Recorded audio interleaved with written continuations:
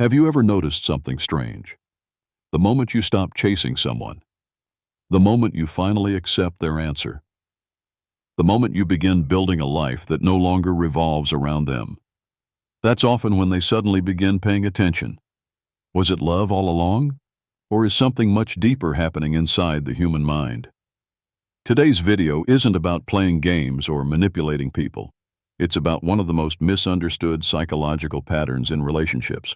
Why some people recognize another person's value only after they are no longer emotionally available.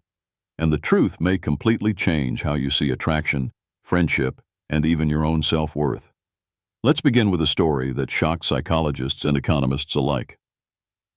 In 1974, an Israeli psychologist named Daniel Kahneman, who would later receive the Nobel Prize, began studying something that seemed completely irrational. Why do human beings suddenly value something more once they believe they might lose it? Working alongside Amos Tversky, Kahneman discovered what became one of the most influential ideas in modern psychology: loss aversion. Their research repeatedly showed that losing something feels psychologically much stronger than gaining something of equal value. In simple words, people often don't appreciate what they have. They appreciate what they're about to lose. This principle has been demonstrated in hundreds of experiments across decades. One famous example became known as the endowment effect. Participants were randomly given ordinary coffee mugs. Just ordinary mugs. Nothing special. But something remarkable happened. The people who owned the mugs suddenly demanded almost twice as much money to give them away as other participants were willing to pay for them. The mug hadn't changed. Its owner had. Ownership alone changed perceived value. Now pause for a second. If the human brain can become emotionally attached to an ordinary coffee mug after only a few minutes, what happens after years of emotional familiarity with another human being? Someone who listens, someone who supports you, someone who is always available, someone whose presence becomes part of your normal life. Many people don't consciously appreciate that presence because the brain quietly files it under one dangerous category: permanent. And once something feels permanent, the mind stops paying attention to its value. Not because the value disappeared, but because certainty makes the brain economical. It saves attention for uncertainty. That's why psychologists often say, attention follows change, not stability. And this explains something fascinating. Many relationships don't suddenly become valuable after they end. Their value simply becomes visible. Before we continue, here's something worth remembering. This doesn't mean someone should disappear to make another person love them. Healthy relationships are never built on emotional tricks. Instead, the lesson is much simpler. Don't make your entire identity available to someone who hasn't chosen you. Because constant availability often becomes invisible. Healthy boundaries are not punishment. They're clarity. And clarity changes perception. Now consider one of the most fascinating real-life stories involving this principle.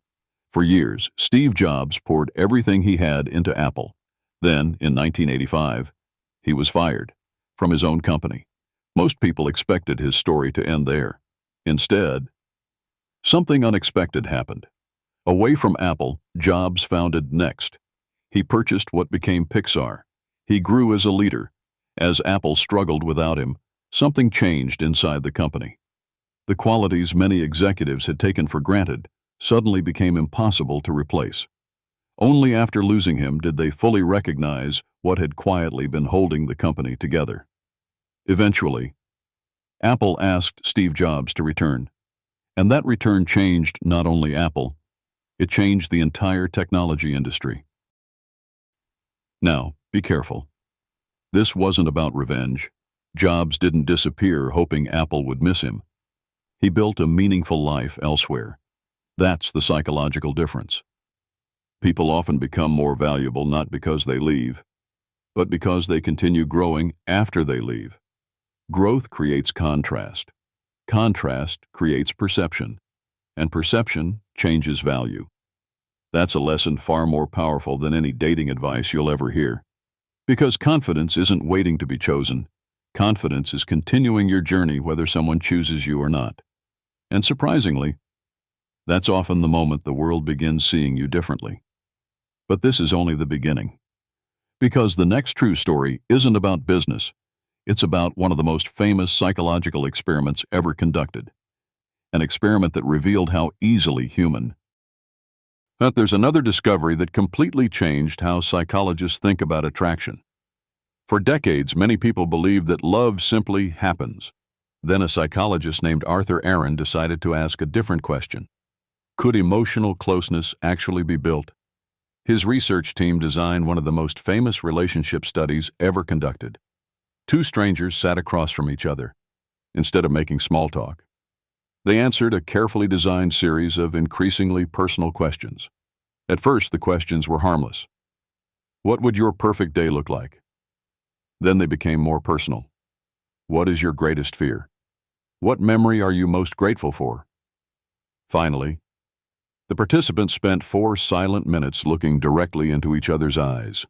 No phones, no distractions, just attention. The results surprised even many researchers. Many participants reported feeling an unusually deep sense of closeness. One pair later married. Now, this experiment has often been exaggerated online. It did not prove that anyone can make anyone fall in love. What it demonstrated was something much more important. Human connection grows where there is mutual openness, curiosity, and emotional safety, not where there is endless chasing. Think about that for a moment. When one person spends months trying to convince someone else to like them, they're usually investing energy into persuasion. But genuine attachment isn't built through persuasion. It's built through shared experience, through reciprocity, through two people gradually choosing each other. Psychologists call this reciprocal self-disclosure. In simple language, relationships deepen when both people slowly reveal who they really are, not when one person keeps giving while the other only receives. That difference changes everything. Here's something fascinating. Many people mistake familiarity for intimacy. Those are not the same thing. You can know someone's favorite coffee, their birthday, their work schedule, even every detail of their daily routine, and still not have emotional intimacy. Real intimacy requires two-way vulnerability. Without it, one person may feel deeply connected, while the other simply feels comfortable. Comfort is not love, convenience is not commitment, and emotional dependence is not intimacy. Those distinctions save people years of confusion. Let me ask you something. I'd genuinely love to hear your perspective in the comments. Have you ever realized the value of someone only after they were no longer part of your daily life? Or has someone realized your value only after you moved on? What do you think changed, the person or the perception? I'm looking forward to reading your thoughts because experiences like these often teach lessons that psychology later explains. Now let's leave the laboratory and enter one of the most extraordinary true stories of resilience ever documented. In the early 1940s, a young psychiatrist named Viktor Frankl was imprisoned in Nazi concentration camps. Everything familiar was taken from him. His home, his career, his family, even his name was replaced by a number. Frankl watched people lose hope. He also watched something unexpected.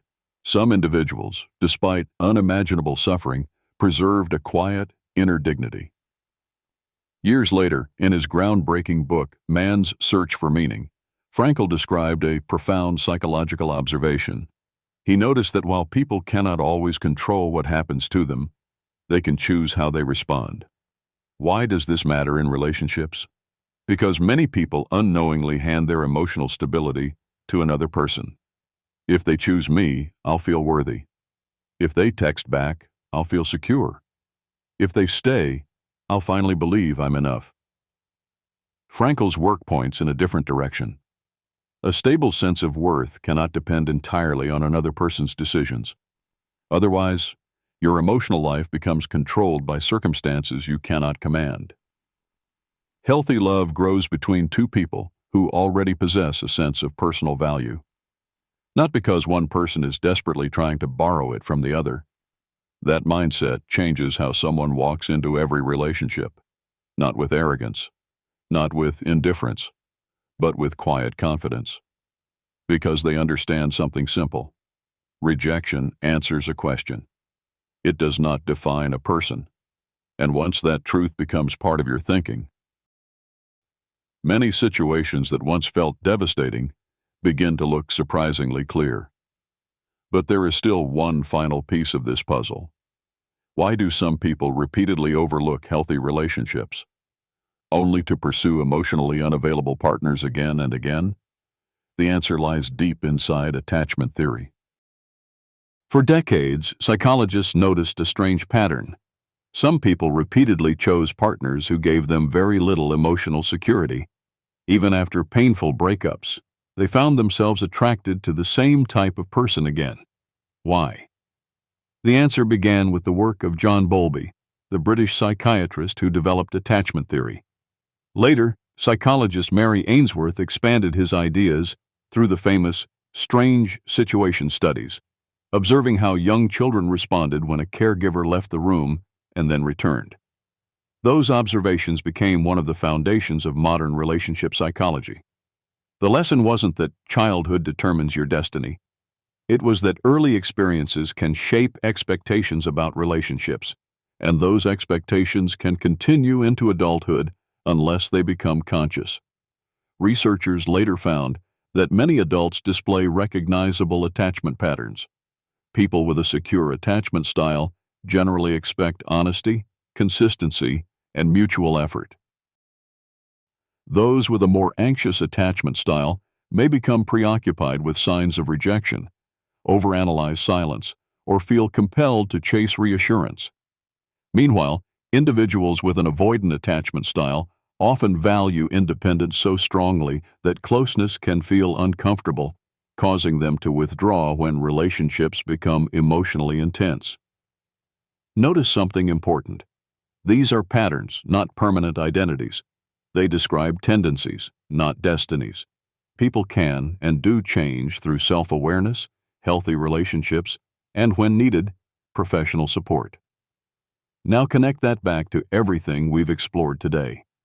Sometimes a person doesn't realize your worth after you've moved on because they suddenly discovered a hidden treasure. Sometimes your absence simply interrupted a familiar routine. Sometimes they genuinely grew and saw things differently. Sometimes they experienced the psychological weight of loss, and sometimes nothing changed except your perspective. When you stopped waiting, you finally had enough emotional distance to see the relationship clearly. That distinction matters, because not every return is a sign of love. Sometimes it's loneliness, sometimes it's regret, sometimes it's nostalgia, and sometimes it's a sincere desire to build something healthier than before. Psychology cannot read minds. It helps us understand probabilities, not guarantee motives. That's why mature relationships are never built on guessing. They're built on honest conversations, consistent actions, and mutual respect. Take a moment and think about every story you've heard today. Daniel Kahneman and Amos Tversky showed us that human beings often feel the pain of losing something more intensely than the pleasure of gaining it. Aron demonstrated that genuine closeness grows through mutual openness, not endless pursuit. John Bowlby and Mary Ainsworth revealed that our expectations in relationships often follow deep emotional patterns, but those patterns can be understood and changed. Viktor Frankl reminded us that our deepest source of worth cannot depend entirely on another person's approval. Each story points to the same conclusion from a different direction. The healthiest relationships are not built by convincing someone to choose you. They're built when two people freely choose each other, and perhaps that's the most liberating realization of all. If someone clearly tells you they do not want the relationship you hope for, believe them. Respect their answer. Respect yourself enough to continue building your own life. Not because walking away guarantees they'll come back. It doesn't. Sometimes they will. Sometimes they won't. But either way, your life continues moving forward instead of standing still. Ironically, that mindset often makes people more attractive, not because they're playing hard to get, but because they're no longer measuring their value by someone else's hesitation. Real confidence is quiet. It doesn't beg. It doesn't chase endlessly. It doesn't keep score. It simply knows that love without mutual choice is not love worth building. So if there's one idea I hope stays with you after this video, let it be this. Your worth is not discovered the day someone finally notices it. Your worth existed long before they did. The people who belong in your life won't need perfection. They'll need honesty. They'll need consistency. And they'll choose to keep showing up, just as you do. Thank you for watching. If you enjoyed this deep dive into the psychology of relationships, consider subscribing, because every week we explore the hidden forces that shape human behavior, with science, real stories, and practical insights you can actually use. Until next time, stay curious. Before you go, don't miss what's next. The video now on your screen, every older man should watch this video, The Power of Stoicism. Click it now. And if you enjoyed this video, don't forget to like, subscribe, and I'll see you there.